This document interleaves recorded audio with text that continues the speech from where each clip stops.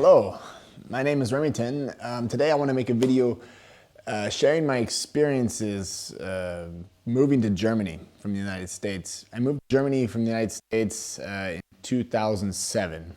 It's 2019, so I've been here for 12 years, going on 13 years, and I just was trying to think about what could I do? What could I do to help people that might be in the same situation as me, or might end up trying to make the move? What could I share with you guys from my experiences that could be helpful for you when trying to plan, or when you're just at the beginning phases, or maybe you're already here and you've been here for a year and you're having struggles like I did, and you're not sure if you want to stay, or maybe you're here but you want to kind of make the next step. So the next step would be, maybe there's just a lot of different variables and different routes that you can take in life in general, and the specific route that I took, and the way that I made it work for me, I would just want to share it because maybe there's other people that want to do the same thing that I've done, and I would like to connect with you because I think that I can be of help to a lot of people. I looked the other day, I was on the local.de or .com, I'm not sure. I'll put it in a link below, but it's basically one of the biggest, or the biggest website for people that have been, they're moving to new countries, have been moving to Germany, and they share a lot of information. They have a lot of good articles there to help expatriates, which I don't really like that term. I'm still a patriot. I'm an American at heart. I still have my American passport, for example. Just even that topic, like, why do I have my American passport? Why am I still an American? Why didn't I give up my American citizenship, which some people do? I just like to go through some of these points and some of these decisions that I've made that has led me, in my mind, to having a successful, fulfilling life in Germany. I'm originally from California, from Sacramento area, and I can kind of share a little bit, of my personal story, which is basically a love story, so it's easy to tell. I fell in love with my high school acquaintance back in the day, but she's from Germany. She's from the village that I'm actually living in now. She's originally from here, so that's basically, that's why I'm making this video. So I want to explain you guys, I want to share with you guys the things that I went through, in the hopes that the information that I deliver to you is helpful for you. So the one thing that I really wanted to make, the very first point that I want to make, is that when I came to Germany, I had a support system. Everyone's going to have a different support system. Everyone's situation is different. But in my situation, it was so that my father-in-law could give me a job right away. So he was able to employ me, even though I didn't speak the language. So that alone right there was a huge advantage and a huge helper in me being able to sustain staying in Germany for over the 3-month period, because in Germany, it's just like any travel visa, you have 3 months, and within those 3 months, if you don't have if you're not gainfully employed in some way, shape, or form, then you need to go back. You have to go. Your visa runs out, and either you stay here illegally, which I never really even thought that was a plan. I'm sure people do that, but for me, I guess I'm just scared. I don't know. I would never do that. So for me, it was like, I need to have a job. The other option would be to get married. But I had just met my girlfriend. I had just gotten together with my girlfriend at the age of 26. Marriage was not on the table yet. And I think, getting married for that reason, people get married for a lot worse reasons. I can tell you that. I mean, at least you have a reason to get married, in my opinion. In that sense, getting married for no reason is a whole nother topic on itself. I'm not going to go there. But and the other option, I think, besides getting married, getting a job, is giving up your American citizenship. So that wasn't really an option for me too, because why should I give up my American citizenship? If I just get a job, I can keep my American citizenship, and I have a work permit. But the work permit itself is actually a very big topic and complex topic that you have to be careful about, because I made a mistake. For example, when I was working for my father-in-law, but once I got once I was started to get my German, and I was able to get a job at like an American, it's actually an American company, but you obviously speak German because it's here in Germany, and I was able to, I switched jobs, but because of the it wasn't very clear. Like when you have a work permit, I didn't realize that it was connected to the specific job. I thought it was just in general that you're employed, and like you say, here I'm employed. I switched jobs, and I didn't register the fact that I changed jobs, that I went from one employer to another employer. Which, this is like a formality, right? I mean, the whole idea is that I'm paying taxes, and that I'm a citizen, that I'm paying into the system, and that I'm not just sucking from the system, which I can totally go with on that.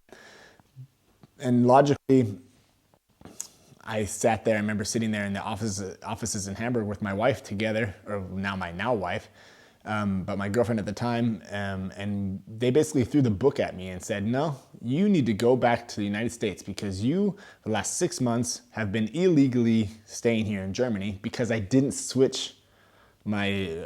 officially like switch the jobs that I was working at. So I changed to a new job, and it was a great job, and I had it for a while after that, but only through a lot of stress that could have been avoided had I just known that you need to like deregister your old job and register your new job within days, almost to the day, just so that you don't have any risk of them throwing the book at you. Because once you get a red flag, then they're just going to look at everything, and that's what they did to me. They looked at my income, and they basically tried to tell me that I didn't have, like, I was being underpaid for my job that I was doing. So I was basically taking jobs away from Germans, and that's what they want to avoid, which I get. I mean, that's a valid point. As an American in a foreign land, in this, and the job market is it's competitive as it is. So, and the German government wants to, of course, take care of its German citizens first, and I understand that. So what you do when you want to get a job in Germany and you want to stay here because of that job, you need to prove to them that this is only for you. Like you need to be. It's almost like you have to prove to them that for you to get this job, and no other German can do this job. And so then you can have the job, and then you can have the permit. And so this is like a very intricate game that you end up playing in some way, shape, or form. Most of the employees, like the bigger companies, they're going to be able to be on your side and be behind you. And I was lucky enough to have that also in Hamburg when I was working for a company named EMC. I think they're owned by Dell now. It's an IT company. And I had some cool bosses and stuff, and they really did help me out. But I have to tell you, it was tricky. It was so tricky that actually in the end, after being here for 2 or 3 years at the time, my now wife and I decided to just get married, because it was getting to the point where they were going to just go through every single detail about, like, I had a company car, and I had a company cell phone, and I had to put that all as like income, and it just turned into just a pain in the ass. So Franzi and I remember, like, it was so romantic. We were driving on the way back home after this meeting with this very uncomfortable woman working for the German government in this, she's doing the job permits, and we're like, fuck it, let's just get married, So that made everything a lot more simple, and so if you just want to talk about getting married and the marriage route, the marriage route is pretty straightforward. You get married, but they want to prove that you're not just getting married just to stay here, right? So they want you to be together for 3 years, and after 3 years, if you have been registered at the same address, or let's say that the address that's the same as your partner. So if you guys move, whatever you move together, If you do that after 3 years, then you're good. They check you one time, 3 years. You just say, hey, we've been together 3 years. Here's the records of where we've been living. Maybe they want a bill or something like that, or cell phone bill or whatever. And then after that, you're good. So that's where I'm at now. We got married in 2009. And so in 2012, that happened. And so since 2012, I have, in English, I don't know how you say it, but I'm a permanent resident. I have a permanent residence permit in Germany. And my wife can leave me and everyone can take off out of my whole life and I can still be here and I can still, I'm still a resident. So that means that I'm able to do anything that a German can do besides, I think, vote. But because I'm a United States American citizen, United States American, I'm a United States citizen, I still reserve the right to vote in the United States. And I actually still vote locally in California. And I'm still a registered voter there. But here locally in Pasewalk, in a very small village, actually of like 11,000 people, where the local politics is very intertwined. I was talking to the mayor the other day, and she's like, "No, I don't think you can vote." And it was even when she was running to be mayor, I asked her if I can vote for her, and she looked it up and she said, "No, I don't think you can." And I don't think I can even run for mayor or anything like that. Not like I would, but you're kind of still not 100%. I'm not a German citizen, so I'm not going to have all of the German citizenship. I don't know. I mean, I can probably go through the exact details, but in the end, I think for me, it just feels right to keep my United States citizenship. I also have 3 children, and they all have dual citizenship because my wife is German and I'm an American. And they were born here.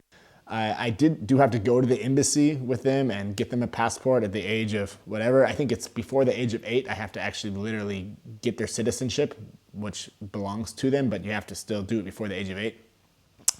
And then they'll be citizens forever, and they'll have dual citizenship, so they'll be able to travel back and forth between the United States and Germany without any visas, which is kind of cool. So every time they travel into the country, they're traveling back home in both directions, which is cool, So basically, I wanted to talk about the support system. So you have a job that gives you a support system.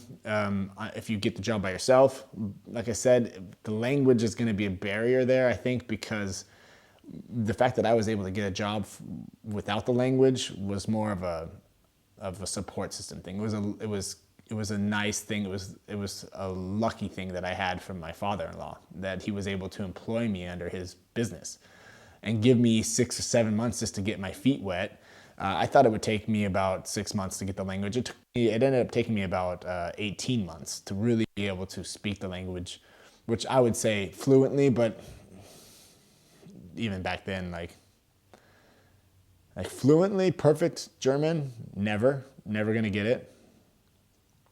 I speak probably 90% fluent now, but I've been here for 12 years, better speak perfect, almost perfect German by now. I still make grammatical mistakes, and my accent is so strong that no matter who I meet, they're always gonna know that I'm not from Germany. So that's something that I just have to learn to deal with. But I guess what I'm trying to say is that when you get to Germany and you land here and you're like, okay, let's get a job. I don't have any support system. It's a little tricky. I mean, you'd have to do within 3 months. You'd have to find a job on your own, and because of the administrative process of having to prove that only you can get this job, that you have like some type of special qualifications that another person that's German doesn't have. That's the only way you can get that job. So the person that's hiring you has to be on board with that. So, it kind of puts another, just imagine just getting a job in general, just straight up, and then having that part into the interview being like, oh, by the way, if you want to hire me, you're going to have to prove that none of the other German, applicants can get the job because I'm overqualified. And then in the end, I ended up getting this whole overqualified thing thrown in my face and saying that I'm being paid too little for my qualifications, that's what really, really pissed me off back in the day. And The fact that we got married and went around it, that's not right. That's not the solution. The solution is to take the situation for what it is. And I've always been a taxpayer, and in German, I've always added to the system, and I've always been a motivated person that wanted to get to work I have an apartment, I have a cell phone, I do all the normal stuff. I never tried to suck from the system. But anyway, I don't want to get too far onto that. So basically, to go back to the support system again, so you have the job. Can you get it without the language?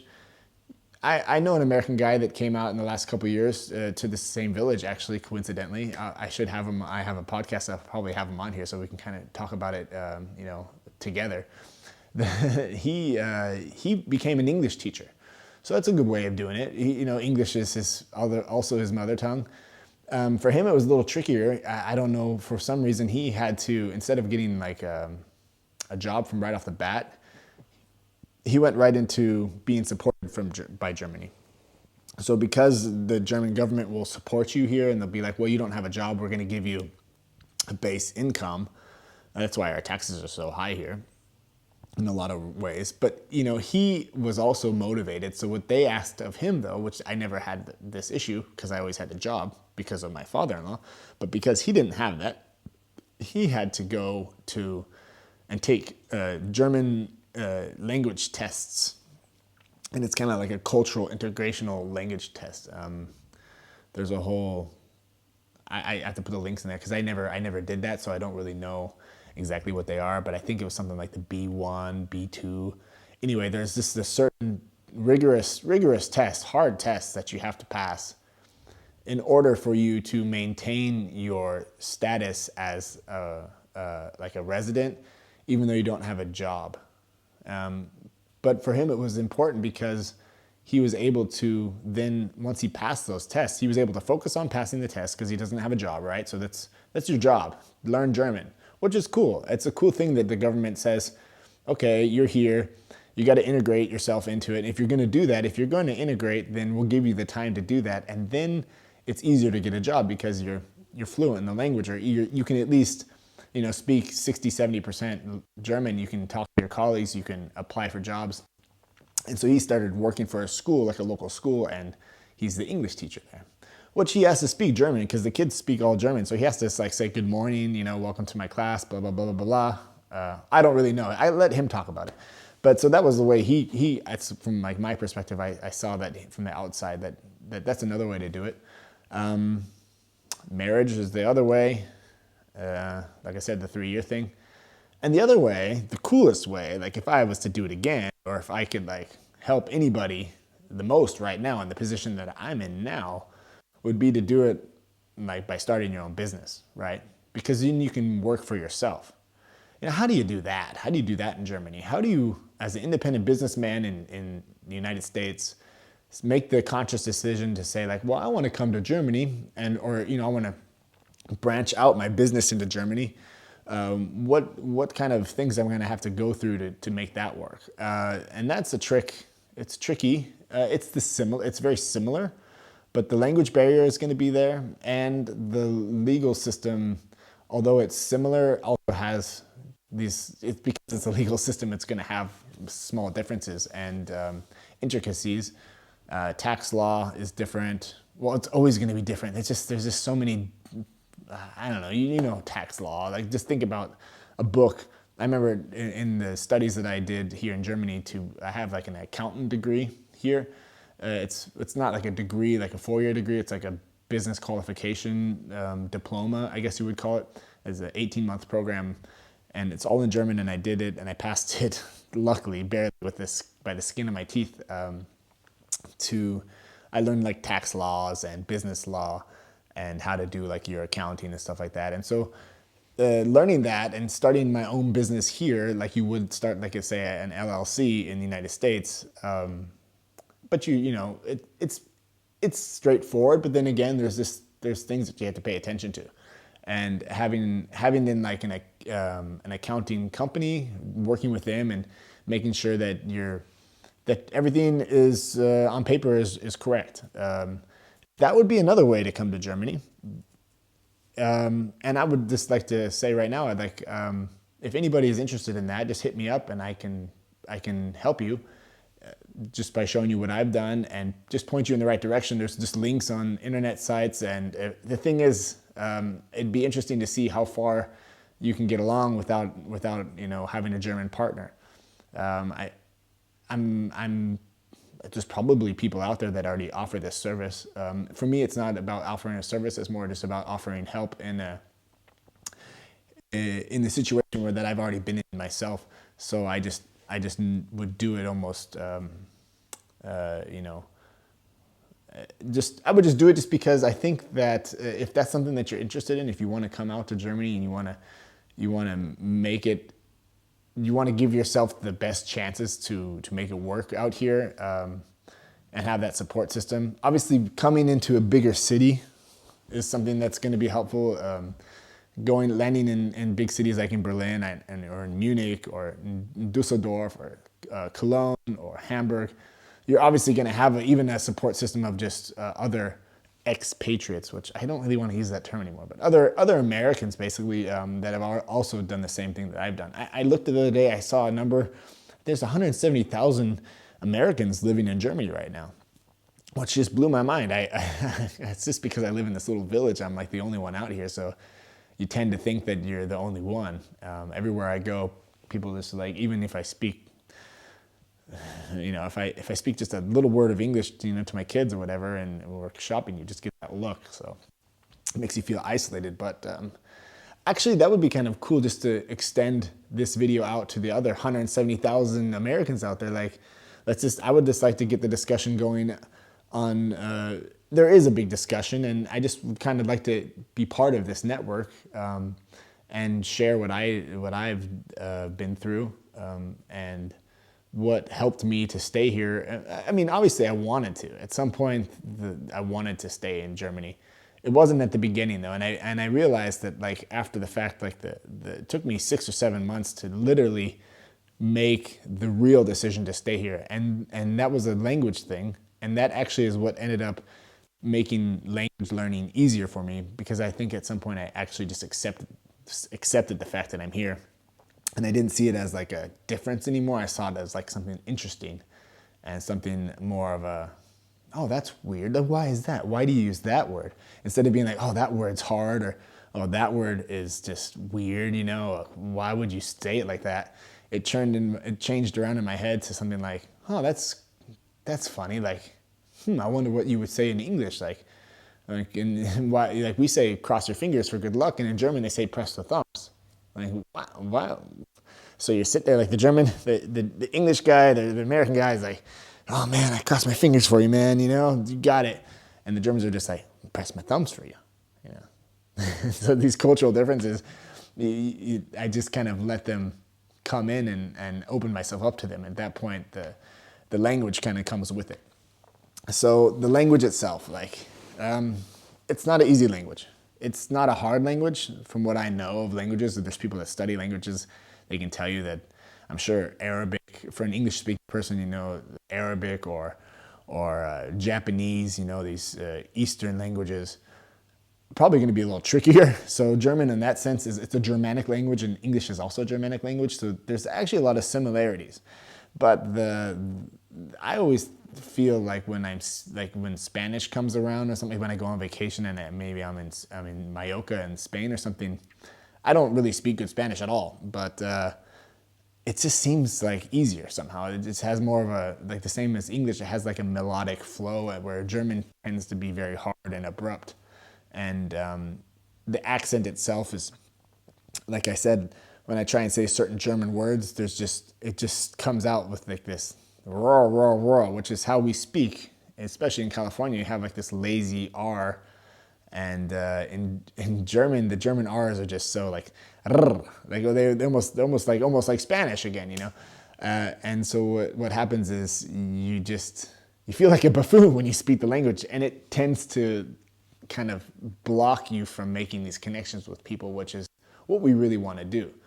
And languages themselves, in that sense, are so amazing, because when you finally are able to have a deep conversation with somebody where the language isn't the barrier anymore, it's so gratifying. But getting to that point in a second language was for me a lot more challenging than I had expected at the beginning. I went to like a night school at the beginning just to get the basics down. Speaking it with my girlfriend, even though she spoke English at home, was hard because at the end of the night, I just wanted to speak English, but we kept it going, and it got easier and easier as the time went on to just force yourself to speak the language, because you have to just immerse yourself in it. Otherwise, you're never going to make these connections that you need to make to have the language kind of just flow. Yeah.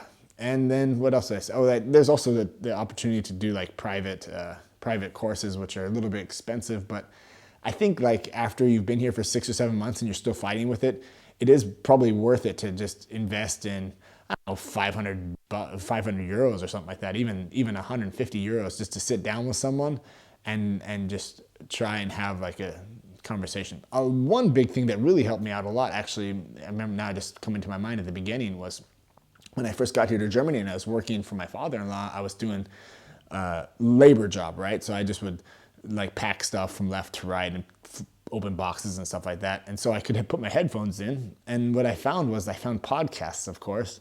I found German podcasts of people just talking on the street, and like then people in the train, and like listening to the train station and listening to the airport, like how to get to point A to point B. And just having that in your ear, then it just goes into your subconscious, and falling asleep to that kind of stuff, it helps. It makes you tired. I mean, I was always tired. My brain was just on overload for a long time. But yeah, there's a lot of courses on learning languages, and a lot of people probably would be like, "Oh, I speak German already anyway." So that's maybe not your topic. But for me, it was definitely, because I didn't know the language, it was definitely a barrier, and it would it's important to know that that's going to be something that you're going to have to fight through if you want to stay here. Speaking English is nice and it's great and it's always cool, but in the end, in Germany, the mother tongue is German. So if that's something that you feel like you want to do, it's going to be part of your experience. So anyway, that's kind of just my introduction to what I'm doing with this channel. I want to open up the forum, or just offer myself to you guys, to anybody that wants to come out to Germany permanently, obviously, because that's what I did, and I have experiences there, and I just wanted to share them with you guys. So thanks for watching, and stay tuned, because I'm going to be, I'll probably break the channel down into different areas. I'm an English speaking part of it. I'm going to have a German speaking part of it. I'm going to also do interviews from the local business people here in Germany, and in my local area. In Mecklenburg-Vorpommern is actually the name of the state that I'm living in. Yeah, and that's about it. So thanks for staying around so long. I think it's like a 30-minute video. So peace.